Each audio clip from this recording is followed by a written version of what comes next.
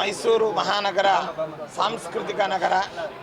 ಈ ನಗರಕ್ಕೂ ರಾಘವೇಂದ್ರ ಸ್ವಾಮಿಗಳವರ ಮಠಕ್ಕೂ ಕೂಡ ವಿಶೇಷವಾದಂತಹ ಒಂದು ಅನುಬಂಧ. ಬಹು ದಿವಸಗಳ ನಂತರದಲ್ಲಿ ಮೈಸೂರು ಮಹಾನಗರಕ್ಕೆ ಸಂಸ್ಥಾನ ಬರ್ತಾ ಇರೋದ್ರಿಂದ ಭಕ್ತರ ಒಂದು ಉತ್ಸಾಹ ಮತ್ತು ಅವರ ಆನಂದಕ್ಕೆ ಎಣೆ ಇಲ್ಲ. ಈ ಸಂದರ್ಭದಲ್ಲಿ ಇಂದಿನ ಒಂದು ದಿನದ ವಾಸ್ತವ್ಯದಲ್ಲಿ ಅನೇಕ ಧಾರ್ಮಿಕ, ಸಾಂಸ್ಕೃತಿಕ, ಸಾಮಾಜಿಕ ಕಾರ್ಯಕ್ರಮಗಳನ್ನು ಹಮ್ಮಿಕೊಂಡಿದ್ದೇವೆ. ಅದರ ಅಂಗವಾಗಿ ನಮ್ಮ ರಾಯರ ಅಂತರಂಗ ಭಕ್ತರಾದಂತಹ ಸಂದೇಶ್ ಮತ್ತು ಅವರ ದಂಪತಿಗಳು ಶ್ರೀರಂಗ ಕೆಫೆ ಅನ್ನುವಂತಹ ಒಂದು ಅತಿಥಿ ಉಪಹಾರ ಗೃಹವನ್ನು ಇಂದು ಲೋಕಾರ್ಪಣೆ ಮಾಡಿದ್ದಾರೆ.